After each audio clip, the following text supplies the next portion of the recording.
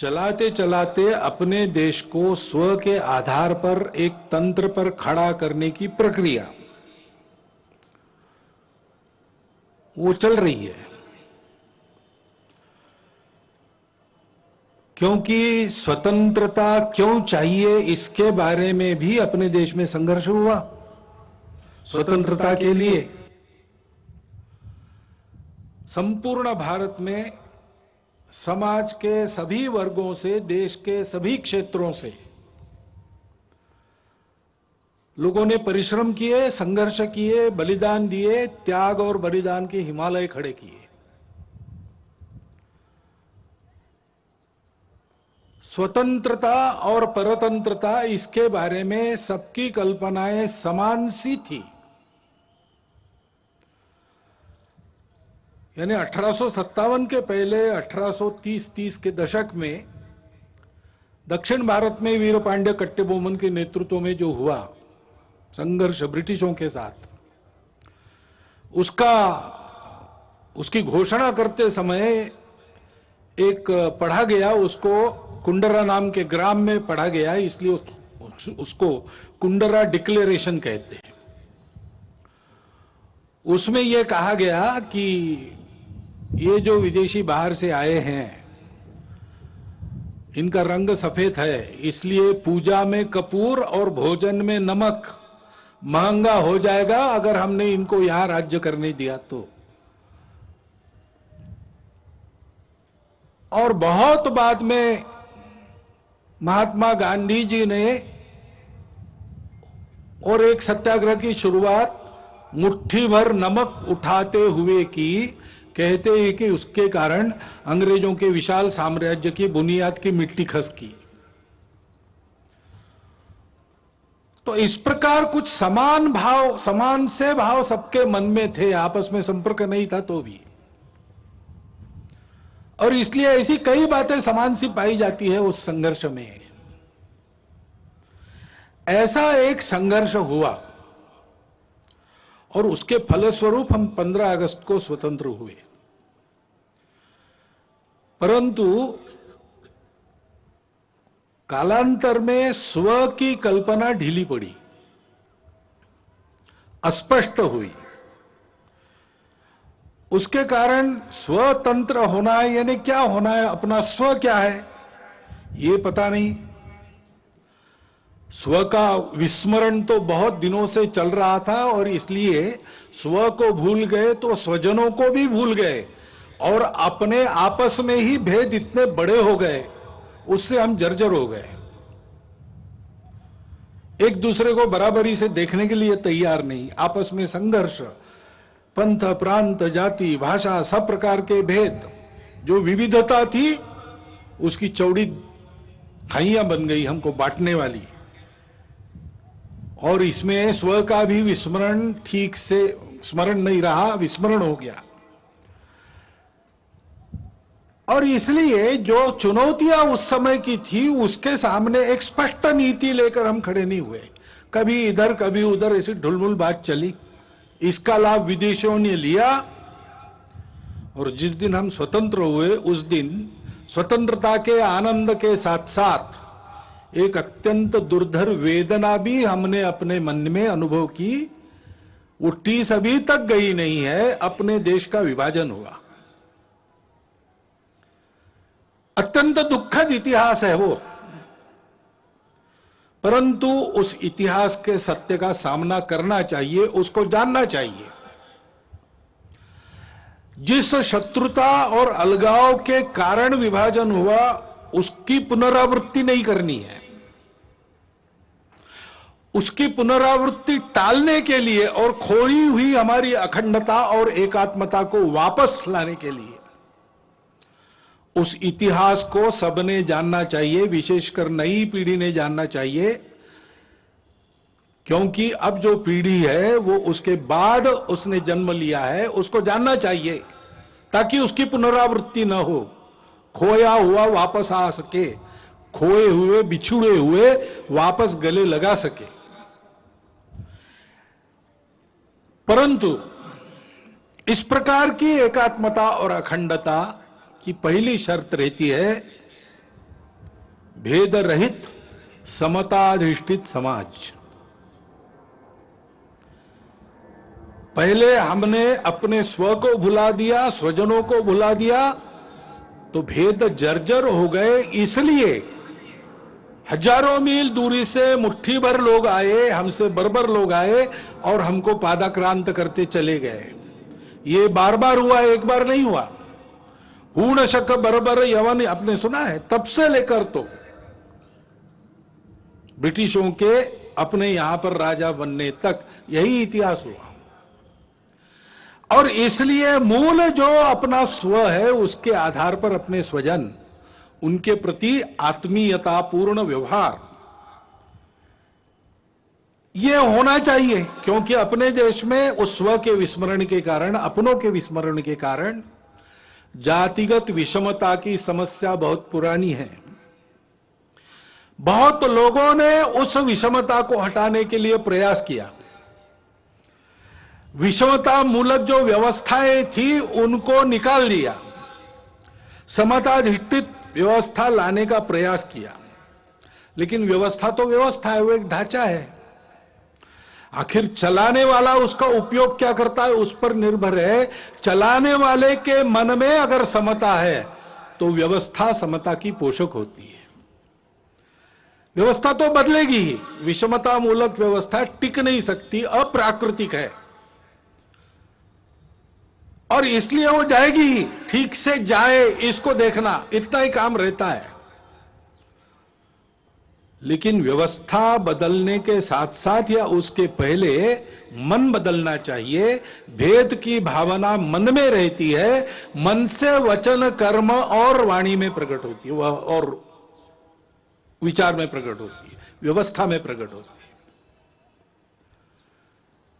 और इसलिए उस व्यवस्था के साथ साथ इस मन को बदलने का प्रयास होना चाहिए। संघ के स्वयंसेवक सब प्रकार के प्रयास करते हैं।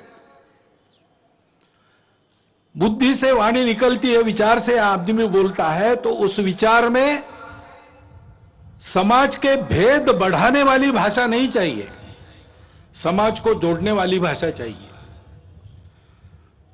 उतार चढ़ाव आते रहते, उल्टे सीधे प्रसंग होते रहते हैं।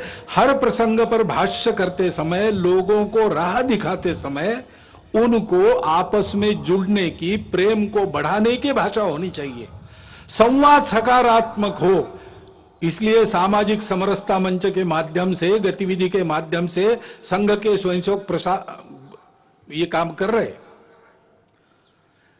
व्यवस्थागत व्यवहार भी बदले, इसलिए मंदिर पानी स्मशान सबका एक हो, यहां से प्रारंभ हो, इसका प्रयास भी अनेक वर्षों से स्वयंसेवक कर रहे, धीरे धीरे आगे बढ़ रहे। सब प्रांतों में प्रयास चल रहा है।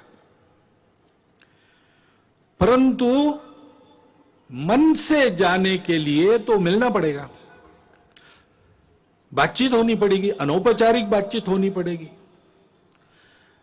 और इसलिए पर्व त्योहारों में आपस का मेलजोल, मिलजुल कर जयंतियां, पुण्यतिथियां, विशेष उत्सव,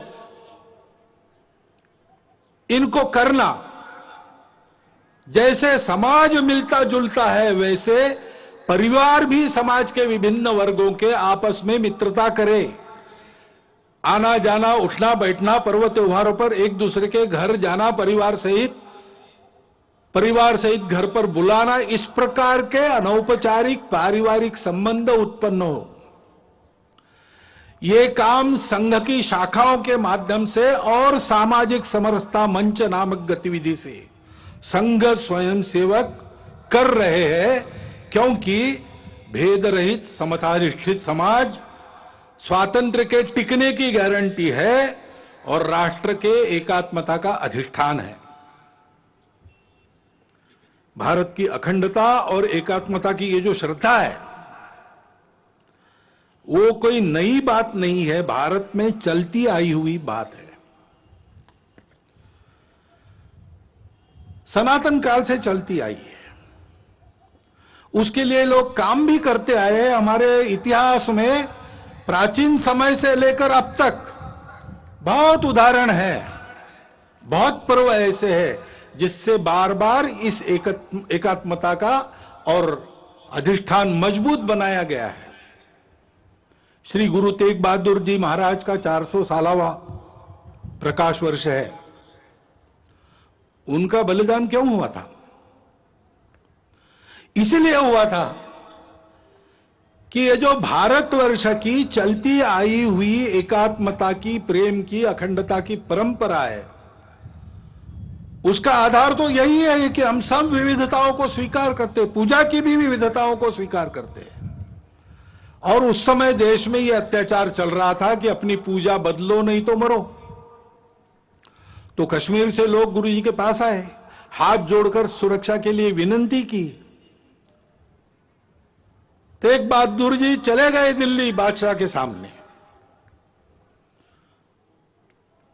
और अपनी धर्म श्रद्धा का परिचय देते हुए उनका बलिदान हुआ। उन्होंने अपना सिर दे दिया। परंतु भारतवर्ष में इस प्रकार की पूजा की स्वतंत्रता बनी रहेगी, सबकी पूजा स्वीकार होगी, कोई एक दूसरे की पूजा पर जबरदस्ती नहीं कर सकता। यह जो अपने भारतवर्ष के संस्कृति का सार है उसको उन्होंने दिया नहीं, सिर दिया, सार नहीं दिया। इसलिए हिंद की चादर कहलाए। भारतवर्ष की स्वतंत्रता, भारतवर्ष की एकात्मता, अखंडता के लिए बलिदानों, मिनी वीरों की सनातन काल से जो आकाश गंगा यहां चली आ रही है, उस आकाश गंगा के वे सूर्य से थे। वह कल्पना हमारी समान सी है और प्राचीन काल से चलती आई है। स्वतंत्र जीवन कैसा होता है, स्वतंत्रता क्या है? सबके सुख की कल्पना है।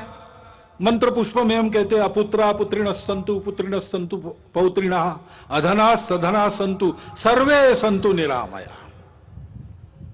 सर्वत्र का भला, ऐसा कहते हैं।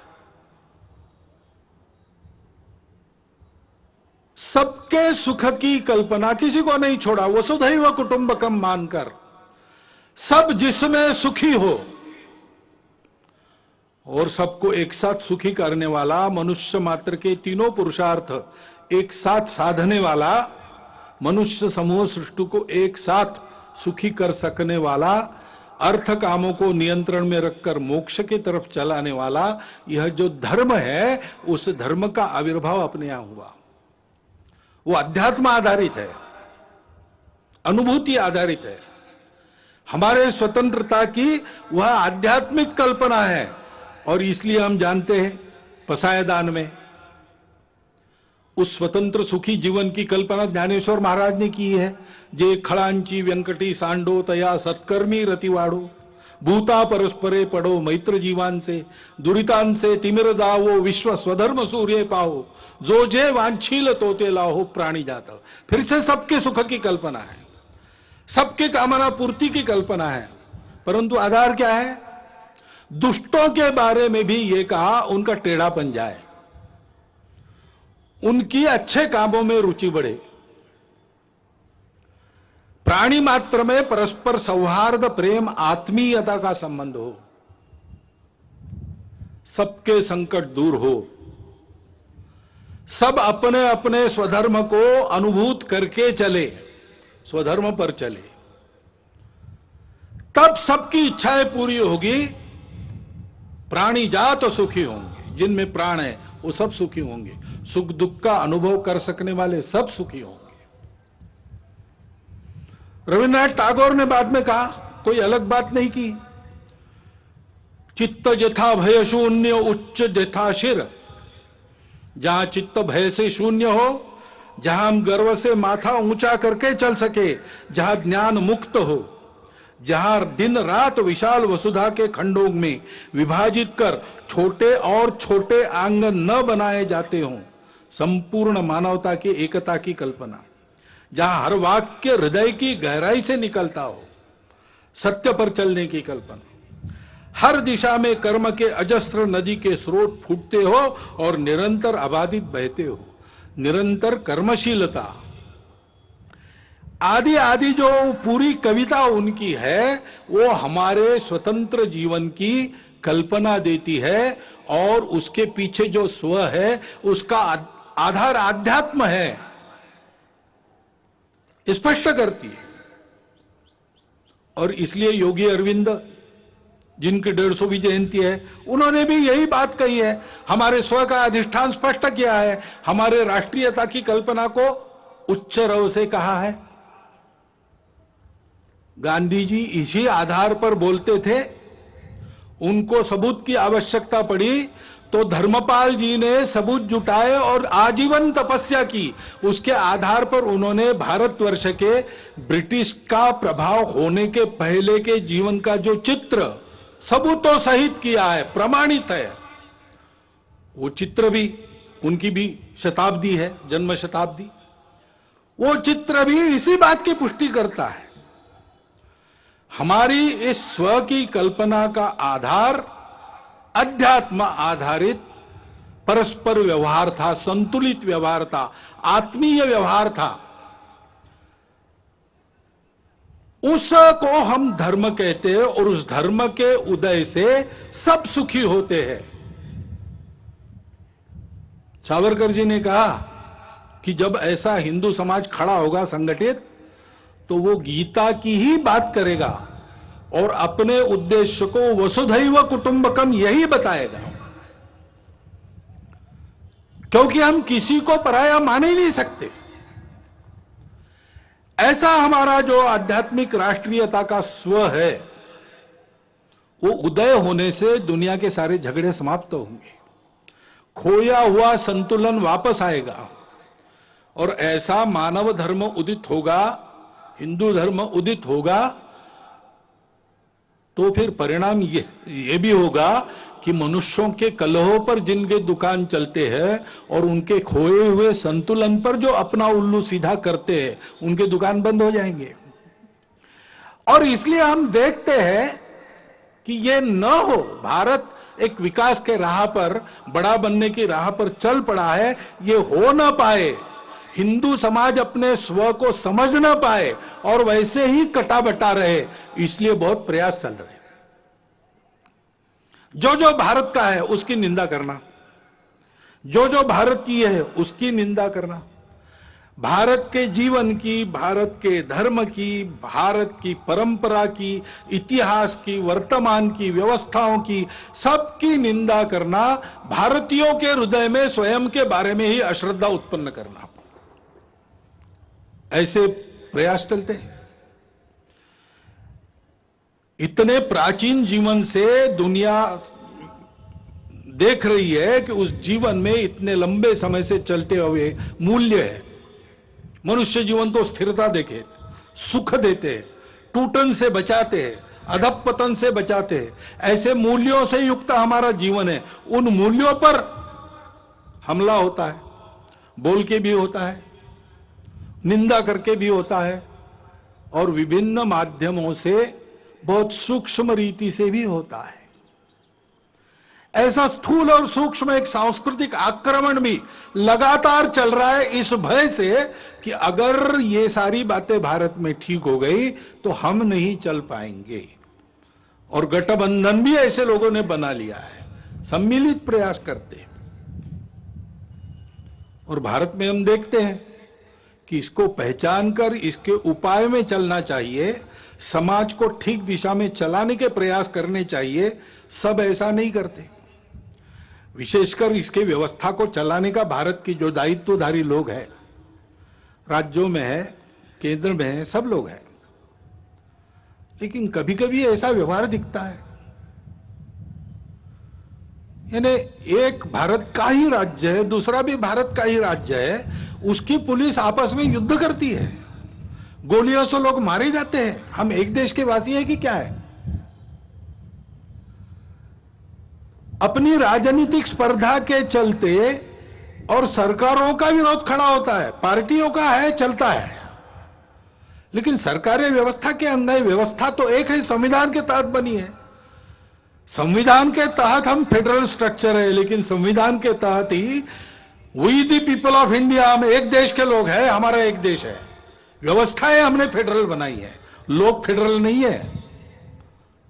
संपूर्ण जन एक राष्ट्र है। लेकिन ऐसा पोषक व्यवहार सत्ता में बैठे लोगों का भी होता हुआ नहीं दिखता। तो समाज को कहां से उद्बोधन मिलेगा, कहां से पथ प्रदर्शक पाथेय मिलेगा? अपने राजनीतिक उल्लुओं को सीधा करने के लिए ऐसे छल कपट चलते हैं, उसमें समाज के मन का क्या होता है, समाज में जो भेद है उनको मिटाया जाता है कि उनको और चौड़ा किया जाता है, इसकी परवाह न करते हुए होता है। अब समाज को ही बचना पड़ेगा इन बातों को पहचानते हुए, क्योंकि ये षड्यंत्र चलते हैं। असंतोष उत्पन्न करना निमित्त तो मिलते ही है। इतने बड़े समाज में, इतने लंबे चौड़े देश में छोटा भी निमित्त है, उसको प्रचार के साधनों के आधार पर बहुत बड़ा करके बताना, असंतोष उत्पन्न करना, आपस में विरोध उत्पन्न करना, जाति से जाति को लड़ाना, प्रदेश से प्रदेश को, भाषा से भाषा को लड़ाना, कलह उत्पन्न करना और आतंक का वातावरण उत्पन्न करते हुए इसको शमन करना चाहने वाले शक्तियों को दबाने का प्रयास करना और एक तरह से देश में अराजकता उत्पन्न हो, ऐसा प्रयास करना, ये भी प्रयास चल रहे हैं। और तकनीकी के आधार पर नई नई बातें जो आ रही, वो और आग में घी डालने का काम कर रही। नियंत्रण नहीं है उसका। ओटीटी प्लेटफॉर्म्स है, उस पर कैसे कैसे चित्र आते हैं, क्या क्या आता है। अभी तो कोरोना में बालकों के हाथ में भी मोबाइल आ गया और ऑनलाइन तो देख ही रहे, और क्या देखते क्या नहीं इसका कोई नियंत्रण नहीं। और ओटीटी प्लेटफॉर्म पर क्या दिखाना, इसका भी कोई नियंत्रण नहीं। देश में तरह तरह के नशीले पदार्थ आते, उनकी आदतें बढ़ रही है। वो कैसे रोकी जाए, कैसा हो, पता नहीं। उच्च वर्ग से लेकर तो बिल्कुल आखिरी आदमी तक समाज के जितने भी स्तर है, सब में भयंकर व्यसन। और उस व्यापार से आने वाला पैसा किसके हाथ में जाता है हम सबको पता है। देश विरोधी कार्यों में उसका उपयोग होता है। सीमा पार के देश उसको प्रोत्साहन करते हैं। ऐसी सारी बातें चल रही है और अनियंत्रित बातें भी बढ़ रही है। बिटकॉइन जैसी करेंसी है, किस राष्ट्र का, किस नियम का उस पर नियंत्रण है मुझे नहीं पता। एक स्पर्धा खड़ी हो रही है। इन सब बातों को नियंत्रित करना, समाज के हित में चलाना, ड्रग्स जैसे व्यसनों का पूर्ण निराश हो इसका प्रयास करना, यह शासन को करना चाहिए, करना पड़ेगा। परंतु शासन तो अपना काम आज नहीं कल करेगा, करने का प्रयास कर भी रहा है। वो यशस्वी आज न कल होगा, परंतु तब तक के लिए इसका बचने का और बाद में भी बचने की क्या बात है, कैसे होगा। तो अपने यहां पर एक वाक्य सर्वत्र लिखा मिलता है, मन का ब्रेक उत्तम ब्रेक। समाज का मन तैयार होना चाहिए, नई पीढ़ी का मन तैयार होना चाहिए। बालकों का, शिशुओं का मन घर में तैयार होता है। नव तरुण होने के बाद जब दुनिया में जाता है और दुनिया के आगे खड़ा होता है, तो उस व्यक्ति को क्या लेना, क्या नहीं लेना, क्या ठीक है, क्या गलत है, इसका विवेक जो मिलता है वो घर से तैयार होकर मिलता है। माता पिता के आचरण के उदाहरण से मिलता है। घर में जो अपनी कुलरीतियां, पद्धतियां चलती है उसके संस्कारों से मिलता है। उनको ठीक करने से बहुत सारी बात बिना शासन के भी हम कर पाएंगे। और इसलिए कुटुंब प्रबोधन की गतिविधि हमारे स्वयंसेवक चलाते हैं। सप्ताह में एक बार कुटुंब के लोग बैठते और आपस में संवाद करते हैं, मुक्त चर्चा करते हैं। स्वभाषा स्वभूषा, अपना भजन, भवन, भ्रमण, भोजन किस प्रकार से चलता है, कम से कम अपने घर की चौखट के अंदर हम लोग अपने स्व के आधार पर आचरण करते कि नहीं, घर में अपनी भाषा बोलते कि नहीं। कागजों पर अपना हस्ताक्षर करते हैं तो अपनी मातृभाषा में करते हैं कि नहीं? करना चाहिए। जहां टाल सकते हैं विदेशी भाषा को टालो, जहां उसका उपयोग है और जहां अनिवार्य है वहां तो करना ही पड़ेगा, करेंगे भी। हमको किसी भाषा से थोड़ी बैर है। परंतु स्वभाषा, स्वभूषा, अपना भजन, अपना भोजन, इसका एक महत्व है। स्व का ज्ञान परंपरागत रीति से पीढ़ी दर पीढ़ी बनता रहे, इसलिए उस आचरण के बारे में चर्चा। और मैं अपने लिए रोज कुछ करता हूं, परिवार के लिए रोज करता हूं, समय देता हूं, पैसा देता हूं, देश समाज के लिए रोज क्या करता हूं, कितना खर्चा रोज करता हूं, इसका विचार होके ऐसे छोटे छोटे संकल्प लेना और उसके आधार पर परिवार में सब लोगों का मन बनना चाहिए, नई पीढ़ी का भी बनना चाहिए। तो इस प्रकार के विपरीत वातावरण में भी उनकी प्रतिकार शक्ति जागृत रहने से, विवेक शक्ति जागृत रहने से वो उचित का ही चयन करेंगे। स्वाभाविकता तो उनका झुकाव अच्छे के तरफ ही है, केवल उसके लिए पोषक उनके मन बुद्धि के संस्कारों को बनाना चाहिए। उसके लिए यह गतिविधि चलती है। हमारे स्वयंसेवक भी और अन्य अनेक लोग भी ये काम कर रहे हैं।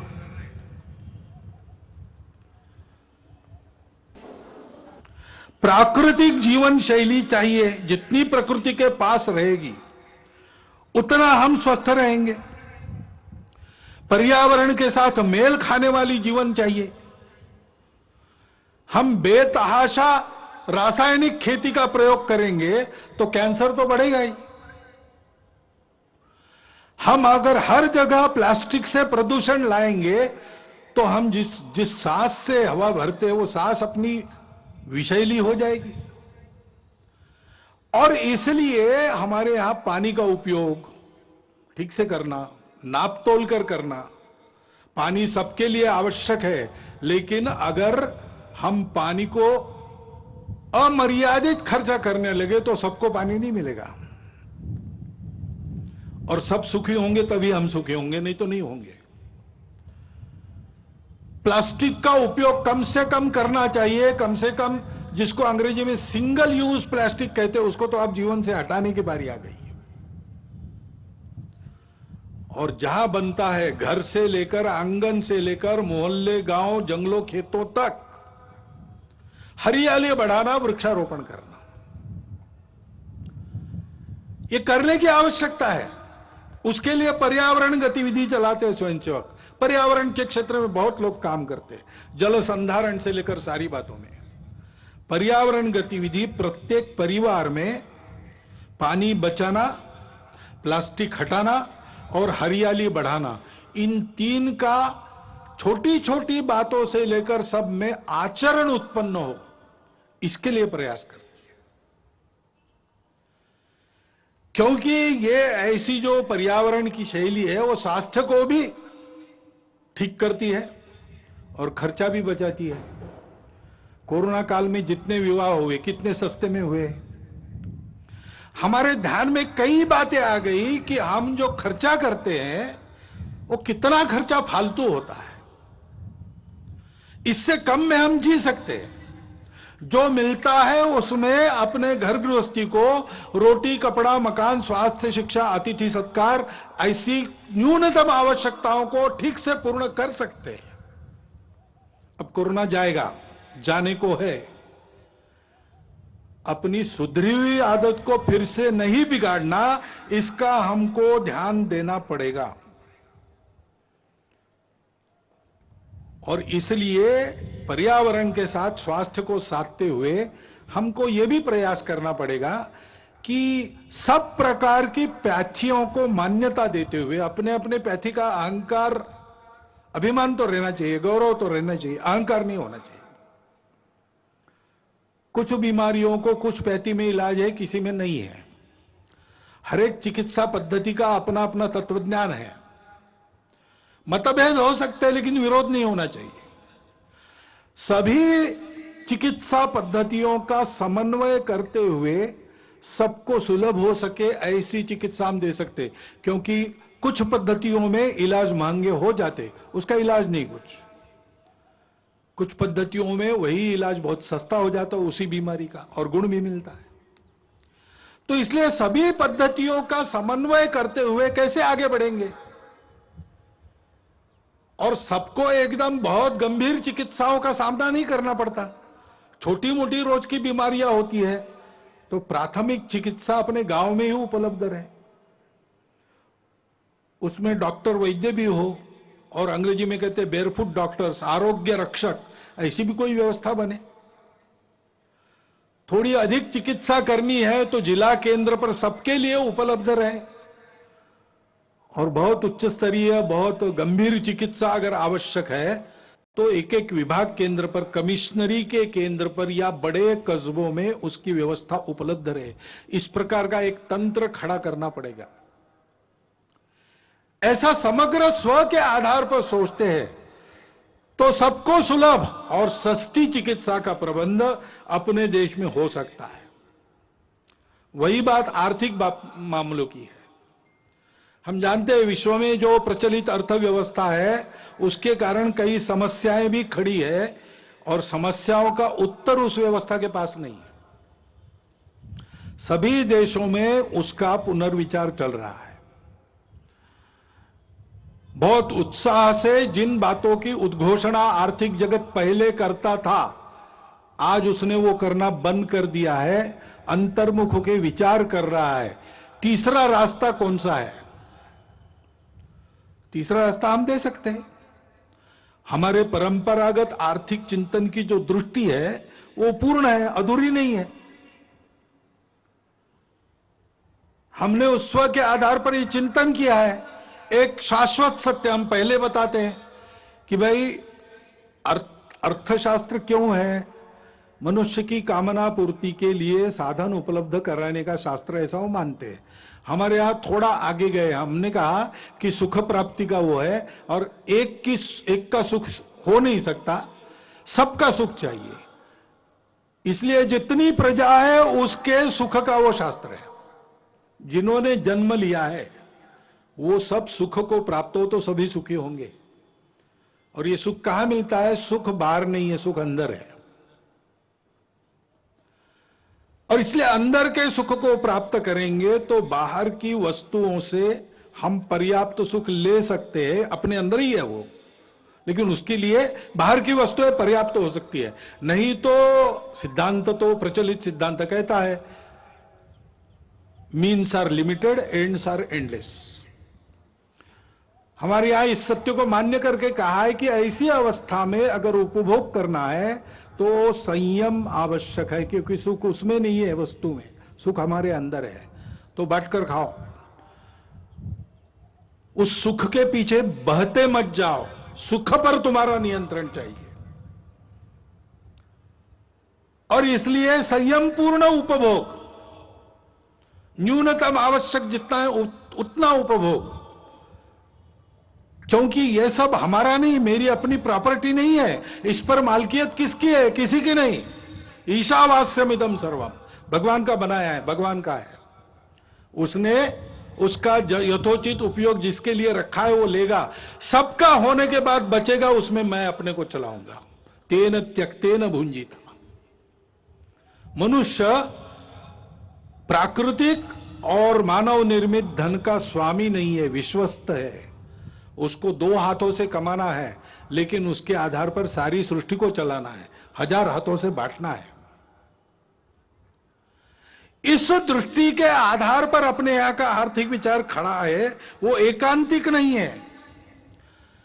उसमें मनुष्य को सृष्टि के अंग के नाते देखा गया है। सृष्टि का मालिक नहीं, कॉन्करर नहीं, कॉन्करिंग द नेचर गलत बात है, नर्चरिंग द नेचर। सृष्टि से जितना चाहिए उतना लेना और दाम दुगना वापस करना, गिविंग बैक। इस आधार पर हमारा अर्थ विचार खड़ा है, और इसलिए वो एकांगी नहीं है। वो सब जगह परिवार की कल्पना करता है। कृषि श्रेष्ठ है कि उद्योग श्रेष्ठ है कि व्यापार श्रेष्ठ है? अरे भाई, तीनों अपने अपने जगह श्रेष्ठ है, तीनों को मिलकर चलना चाहिए। उद्योग चलेगा मालिक के लिए चलेगा कि मजदूर के लिए?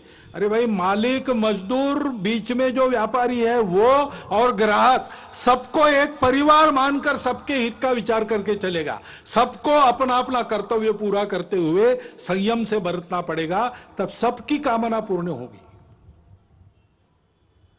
इस प्रकार के आर्थिक विचार के आधार पर आज के देशकाल परिस्थिति में क्या सुसंगत हो सकता है? हमारा प्रदीर्घ जीवन रहा है, उस प्रदीर्घ जीवन में हमने भी पुरुषार्थ किया है, और ईस्वी सन 1 से लेकर तो 17वीं सदी तक हम दुनिया के सर्वसमर्थ आर्थिक देश थे। विलियम डैलिरिम्पल वगैरह डाटा दे रहा है।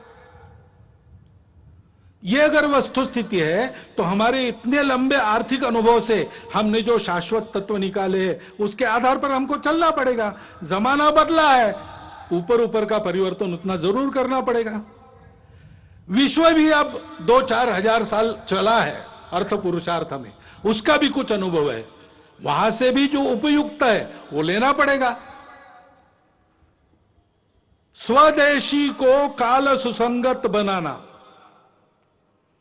और विदेशी को देश सुसंगत बनाना, इसके आधार पर अपने स्व पर आधारित एक नया आर्थिक प्रतिमान संपूर्ण दुनिया को देना, ये दुनिया की अभी आवश्यकता है। और स्वातंत्र्य में हमारे स्व के प्रगटीकरण का एक स्वाभाविक आविष्कार है, इसकी चिंता हमको करनी पड़ेगी।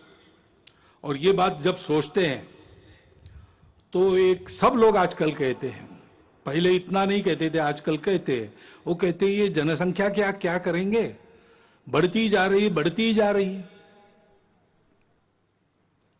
तो जनसंख्या नीति तो होनी चाहिए। अपने यहां विचार हुआ है, एक परिवार में 2.1 ऐसा कहा है ना, 2 बालक रहे, ऐसा विद्वानों ने मिलकर निश्चित किया, सरकार ने उसको स्वीकार किया, ये सब हुआ है। लेकिन हमको लगता है कि एक बार फिर विचार कर लेना चाहिए, क्योंकि 2 बातें, सारी बातों का विचार करना। अभी हमारे देश में, हमारा युवाओं का देश है, 56-57% युवा है।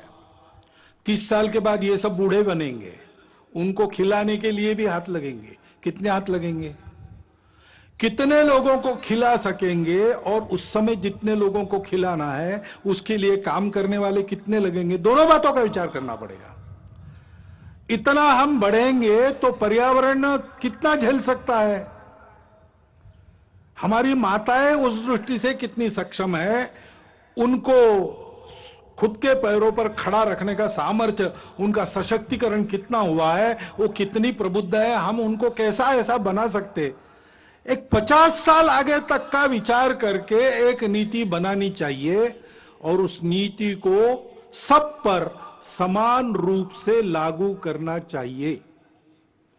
क्योंकि जैसे जनसंख्या एक समस्या बन सकती है, वैसे जनसंख्या का असंतुलन भी समस्या बनती है, बन रही है देश में, दुनिया में हम देख रहे हैं, सब लोग बोल रहे हैं। इसमें किसी के प्रति बुरा भाव नहीं रहता है।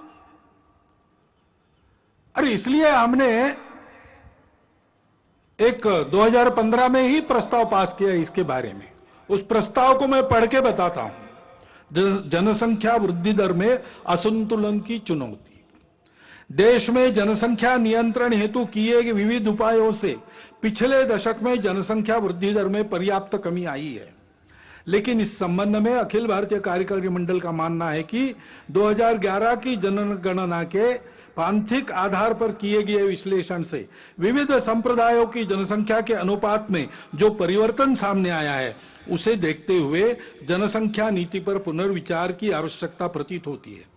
विविध संप्रदायों के प्रति जनसंख्या वृद्धि दर में भारी अंतर, अनवरत विदेशी घुसपैठ व मतांतरण के कारण देश की समग्र जनसंख्या, विशेषकर सीमावर्ती क्षेत्रों की जनसंख्या के अनुपात में बढ़ रहा असंतुलन देश की एकता, अखंडता, सांस्कृतिक पहचान के लिए गंभीर संकट का कारण बन सकता है। विश्व में भारत उन अग्रणी देशों में था जिसने 1952 से ही जनसंख्या नियंत्रण के उपायों की घोषणा की थी। परंतु सन 2000 में जाकर ही वह एक समग्र जनसंख्या नीति का निर्माण और जनसंख्या आयोग का गठन कर सका।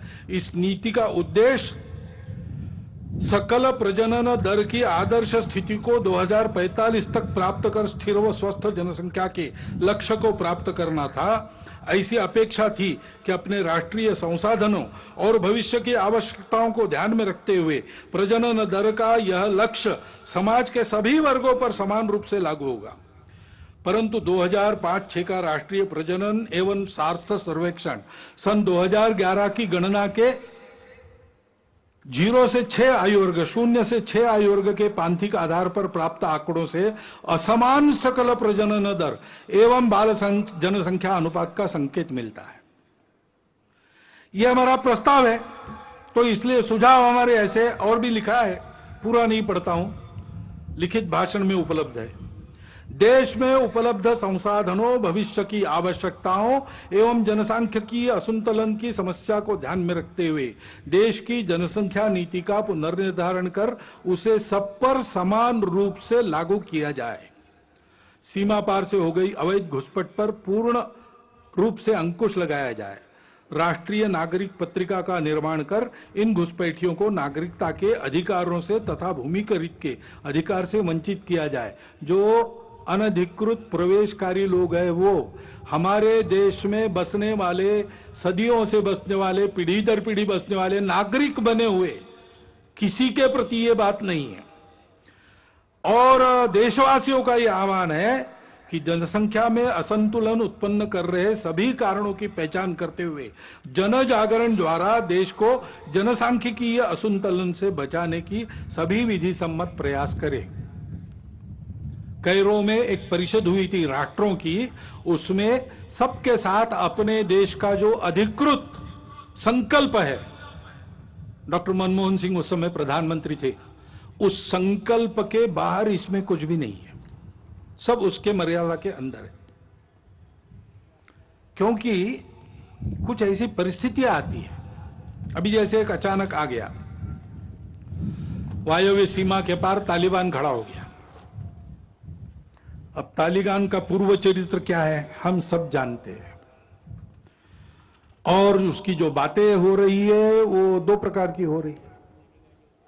कभी कहता है कि अच्छे रहेंगे, कभी कहता है कि नहीं हम वही है पहले से। तो इसका एक स्पष्ट संकेत है कि हमसे सावधान रहना चाहिए। और तो और उस समय उसका समर्थन करने वाले जब खड़ा हुआ तब रशिया भी था, तुर्कस्तान भी था, चीन और पाकिस्तान तो आज भी है। अब तालिबान बदला भी होगा, पाकिस्तान बदला है क्या? ऐसा तो बिल्कुल नहीं है। चीन का इरादा भारत के बारे में बदला है क्या? ऐसा तो बिल्कुल नहीं है। और इसलिए यह मानते हुए भी हृदय परिवर्तन हो सकता है, बुरा से बुरा आदमी भी बदल सकता है, बातचीत से, संवाद से बातें हल होती है, प्रेम से, अहिंसा से मामला ठीक हो सकता है, इसको मानना चाहिए, इसके प्रयास भी जारी रखने चाहिए, लेकिन अपनी सावधानी, अपनी तैयारी को पूर्ण रखते हुए हमको सजग भी रहना चाहिए। हमारी सीमा सुरक्षा और अधिक चाक चौबंद होने की आवश्यकता है। जहां बार बार आक्रमण होते वहां तो ठीक ही है, लेकिन जहां नहीं होते ऐसा हम कहते हैं, लेकिन चोरी छुपे होते रहते हैं। सागरी सीमा है, हमारे सागरी प्रदेश में जो टापू है, देश के अंदर की बातें हैं,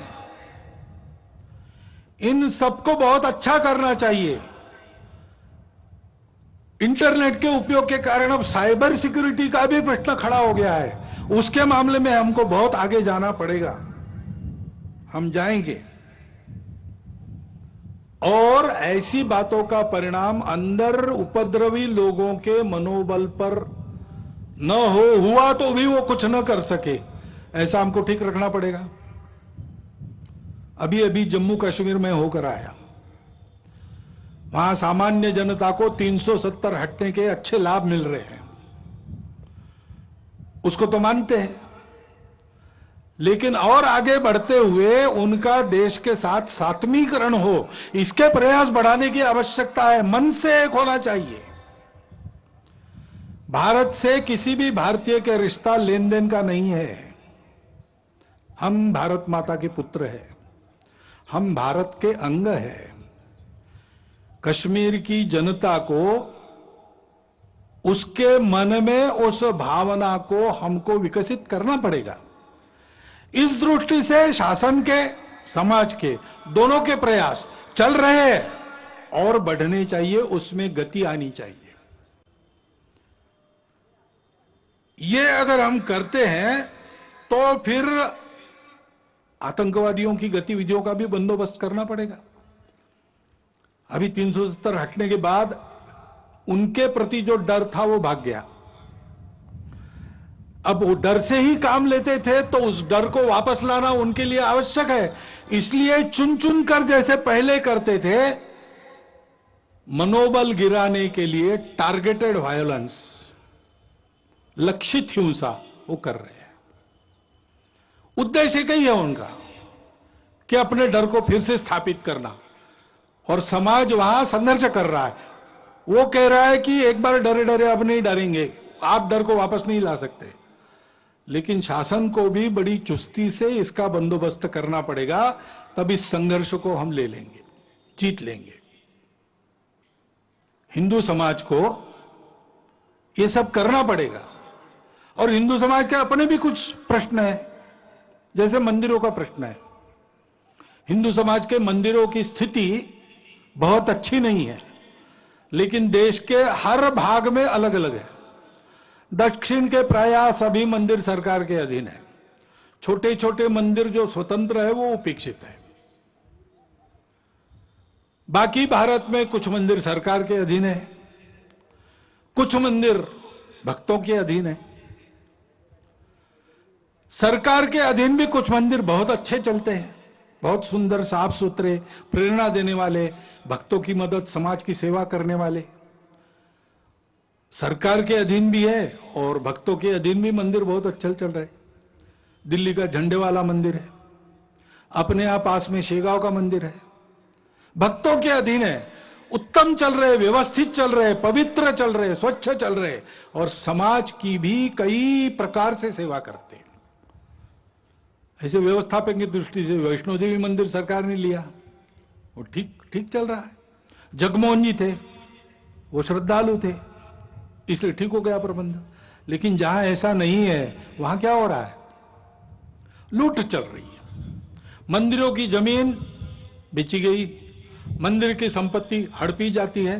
हिंदू मंदिरों की संपत्ति अहिंदू, जिनको हिंदू देवी देवों पर श्रद्धा नहीं है उनके लिए लगाई जाती है। हिंदू को भी आवश्यकता है, वहां नहीं लगाई जाती। और इसलिए सुप्रीम कोर्ट के निर्णय भी है, सब प्रकार के हैं। यह भी कहा है सुप्रीम कोर्ट ने कि मंदिर के मालिक भगवान है और कोई नहीं हो सकता, पुजारी केवल व्यवस्थापक है। यह भी कहा है सुप्रीम कोर्ट ने कि सरकार व्यवस्था उत्पन्न करने के लिए कुछ समय तक ले सकती है, 1, 2, 3 वर्ष, उसके बाद वापस करना पड़ेगा। और इसलिए एक बार इसका निर्णय होना चाहिए ठीक से। और निर्णय यह भी होना चाहिए हिंदू समाज इन मंदिरों को कैसे रखेगा। हिंदू समाज की क्या व्यवस्था है अपने मंदिरों को जैसे वो पहले समाज के जीवन के केंद्र हुआ करते थे वैसे चलाने का। क्योंकि हिंदू समाज की श्रद्धा जगे, हिंदू समाज का बल जगे, हिंदू समाज के लोगों के आपत्तियों का निवारण हो, उनको श्रद्धा मिले, उनको सहारा मिले। इस दृष्टि से हिंदू समाज की ये जो सारी व्यवस्थाएं आज भी है, पतित हो गई है, उनको ठीक करने के लिए हिंदू को जगाना पड़ेगा। क्योंकि हिंदू समाज का ऐसा होना ही सारी बातों का आधार है। हमारे देश का स्व आध्यात्मिक है, उसमें अनेक पूजाएं आ सकती है, बाकी पूजाएं समाई भी जा सकती है, वो पूजा पर निर्भर नहीं करता। शासन प्रशासन देश को कैसे चला गया एक बात होती है, लेकिन देश को तो सही अर्थों में समाज चलाता है। और अपने समाज का जो स्व है, वो स्व छोटी पहचानों के संकुचित अहंकार को भूलकर उनको स्वीकार करना, पहचानों को उनका पूर्ण सम्मान करना, उन सब पहचानों को आदर और विकास का अवसर मिलना, परंतु उसके अहंकार में फंसना नहीं। उससे बड़ा हम सब एक समाज है। ये संपूर्ण भारतवर्ष हमारी मातृभूमि है। राष्ट्र हमारे यहां राज्य आधारित नहीं है, नेशन स्टेट नहीं है। हमारे यहां जनपदवती भूमि, ये राष्ट्र का आधार है। जनपद यानी समाज, समाज यानी केवल भीड़ नहीं, समाज यानी एक समान लक्ष्य लेकर आगे बढ़ने वाला समूह, परस्पर आत्मीयता का संबंध रखने वाला, एक मातृभूमि का अपने आप को मानने वाला। ये भारतवर्ष व्यवस्थाओं में भी विविधता, लेकिन सदैव एक राष्ट्र रहा है और उसका स्व है सभी विविधताओं का स्वीकार, सम्मान। सब उपासनाओं का हम स्वीकार कर सकते हैं। ये बात सही है कि उपासना आक्रमणकारियों के साथ भी दुनिया की दो यहां आई है, शरणार्थी होकर भी दुनिया की दो उपासनाएं यहां आई है, यहूदी और पारसी, इस्लाम और ईसाइयत। आक्रामकों के साथ प्रवेश कर गई है, आक्रामकों के साथ बढ़ी, लेकिन वो इतिहास हो गया। उन आक्रामकों के साथ नाता नहीं है किसी का। सब अपने उन हिंदू पूर्वजों के वंशज है जो इस विविधता को एकता का ही आविष्कार मानकर सबका स्वीकार सम्मान करते थे, आपस में प्रेम से मिलजुल कर रहते थे और सभी एक दूसरे का आदर करके चलते थे। उन्हीं हिंदू पूर्वजों को सब वंशज है। वही भारतवर्ष सबकी मातृभूमि है, जिसके सिवाय किसी को गति नहीं है और कहीं। और उसकी यह सबको अपना मानने वाली सा प्रथमा संस्कृति विश्ववारा, ऐसा गौरव से जिसको कहा गया है, मनुष्य में मनुष्यत्व को जागृत करने वाली उस संस्कृति का असर सब पर है। उस संस्कृति को मानकर सब पर चलना, यह सबने मान्य करना चाहिए।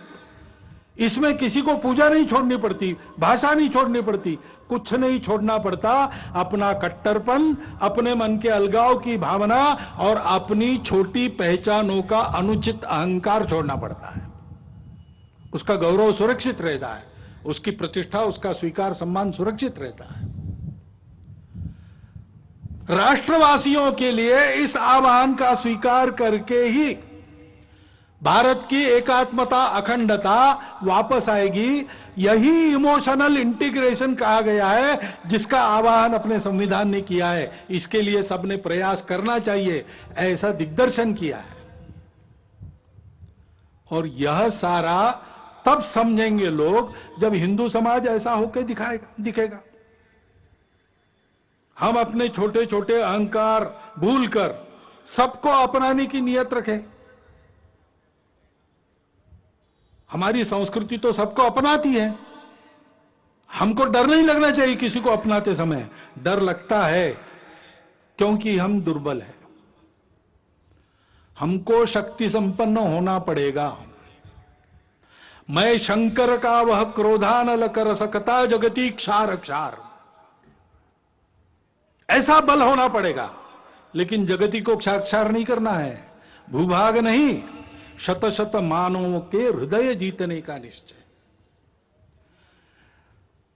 जो हाथ उठाए उसका हाथ न रहे, इतना सामर्थ्य होना चाहिए। लेकिन सामर्थ्य का उपयोग क्या करना चाहिए? दुर्बलों की रक्षा। शील और शक्ति को साथ में लेकर हिंदू समाज को चलना चाहिए, क्योंकि दुनिया दुष्टों की है, वो बिना शक्ति सत्य को भी नहीं मानती। तो हिंदू समाज को अपने भेद भूलकर संगठित होना पड़ेगा, शक्ति संपन्न होना पड़ेगा। सबको समझना पड़ेगा कि इस अर्थ में हम सब हिंदू हैं। इसको समझा, इसलिए तो हमारे इतिहास में राणा सांगा के साथ अकबर से लड़े, बाबर से लड़े, हसन खां मेवाती हो गए।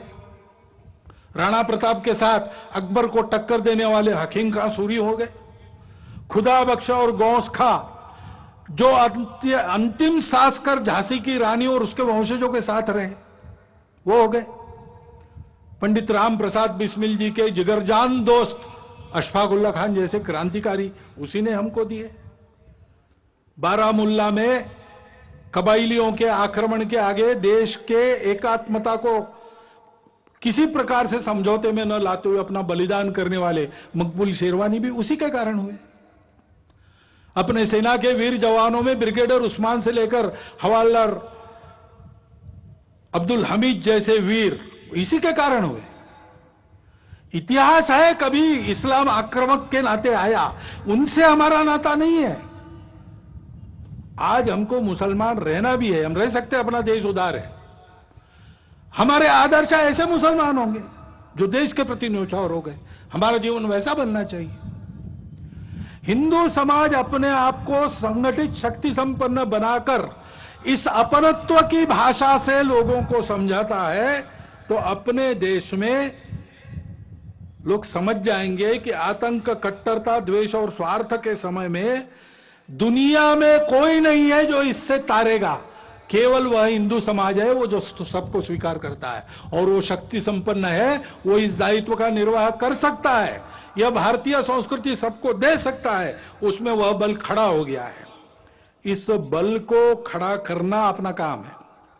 इतिहास की घटनाओं को विद्वेष के लिए नहीं स्मरण करना है, उससे सबक लेकर यह न बढ़े विद्वेष, इसके लिए सुनना है। जन्मेजय ने व्यास जी को सर्पयज्ञ उसका जब खंडित हुआ तब यही कहा कि हमने सुना कि हमारे जो पूर्वज थे कौरव और पांडव, उनमें बड़ा भयंकर संहारकारी युद्ध हुआ, ये कैसे हुआ? ये आपस में शत्रुता क्यों बढ़ी? दोनों तो भाई भाई थे और दोनों तरफ अच्छे अच्छे लोग थे, कर्तृत्व संपन्न लोग थे। कौन सी ऐसी खटास थी जो दूर नहीं हो सकी? क्या किसी ने उस बैर को शमन करने का प्रयास नहीं किया? ये महाभारत क्यों हुआ बताइए। तब व्यास जी ने महाभारत की कहानी बताई, कलह बनाने के लिए नहीं, कलह मिटाने के लिए बताई। भारत के साथ संपूर्ण मानवता की परस्पर आत्मीयता सदा के लिए अभिन्न रूप से जुड़ी है। उस भारत को, उस परंपरा को, संस्कृति को, समाज को सर्वांग सुंदर रूप से सबल होकर खड़ा होना पड़ेगा। हम सबको हिंदू के नाते व्यक्तिगत स्तर पर बल, साहस, तितिक्षा, धैर्य, ओज, शारीरिक, मानसिक, बौद्धिक तीनों प्रकार का इसकी साधना करनी होगी। समाज के नाते सारी बातों का उपाय करने के लिए सामूहिक कार्य करने का अभ्यास करना होगा। सामूहिकता से चलने की स्वभाव में आदत डालनी पड़ेगी। यह बल किसी की विरोध और प्रतिक्रिया में नहीं है। हमारी फूट के चलते हमको तोड़कर अपने स्वार्थ के उल्लू सीधा करने के लिए सब लोग ताक पर है।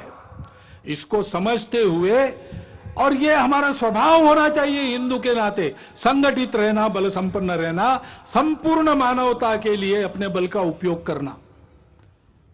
ये कर्तव्य निर्वाह करने के लिए ऐसे हिंदू समाज को खड़ा होना पड़ेगा, क्योंकि जागरूक, संगठित, बल संपन्न और सक्रिय हिंदू समाज ही सब समस्याओं का समाधान है। यही काम तो हम करते हैं। भारत के ओर से भारत की जो प्रगति है उससे विकास की अपेक्षा भारतीयों की जैसी भारत से है, वैसे संपूर्ण विश्व की अपेक्षा है एक नई राह दिखाने की। उसके लिए भारत को तैयार करना, अपनी विविधता को अपनी एकता का श्रृंगार बनाकर बल के साथ सब प्रकार के जीवन का उत्तम उदाहरण बनकर दुनिया में खड़ा, संपूर्ण देश को प्रेम से पुकारता, ललकारता हुआ, अपनी छत्र छाया में अधिक अच्छे मनुष्य बनकर सृष्टि के साथ कल्याण की राह पर अग्रसर करने वाला विश्व गुरु भारत, हमको खड़ा करना है संघ के स्वयंसेवकों की अपेक्षा इसके लिए है, और आप सब समाज के लोगों का योगदान भी उसमें संघ चाहता है। इस यज्ञ में आपकी भी सबकी संविदा पड़े, सारा समाज इसके लिए अग्रसर हो तो भारत का भाग्य बदल जाएगा। वो भाग्य बदलना है, वो भारत की आवश्यकता है, वो समय की, विश्व की आवश्यकता है। और इसलिए भ्रांति जनमन की हटाते, क्रांति का संगीत गाते, एक के दशलक्ष होकर कोटियों को है बुलाते, इस पद्धति से हमको आगे बढ़ना है। क्योंकि तुष्ट मां होगी तभी तो विश्व में सम्मान पाकर बढ़ रहे हैं चरण गणित, बस इसी धुन में निरंतर। भारत माता की जय। हे होते सरसंघचालक मोहन भागवत। अनेक विषयांवर त्यांनी भाष्य केलेली आहे। जम्मू मधील परिस्थितीवर देखील त्यांनी भाष्य केले। देशातील अनेक मंदिरं देशसेवाही करत आहेत असं भागवत म्हणतात। तर हिंदू समाजाला जागरूक होणं गरजेचं आहे। हिंदू समाजाच्या मंदिरांची स्थिती चांगली नाही असंही ते म्हणाले।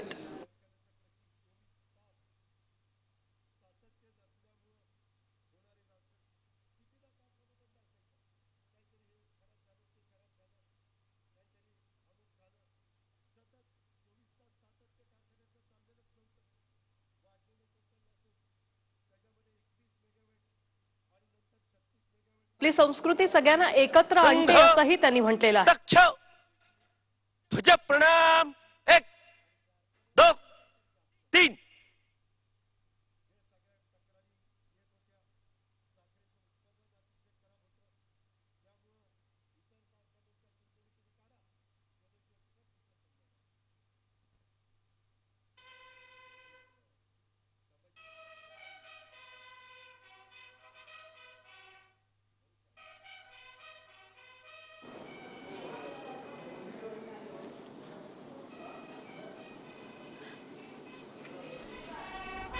देशासाठी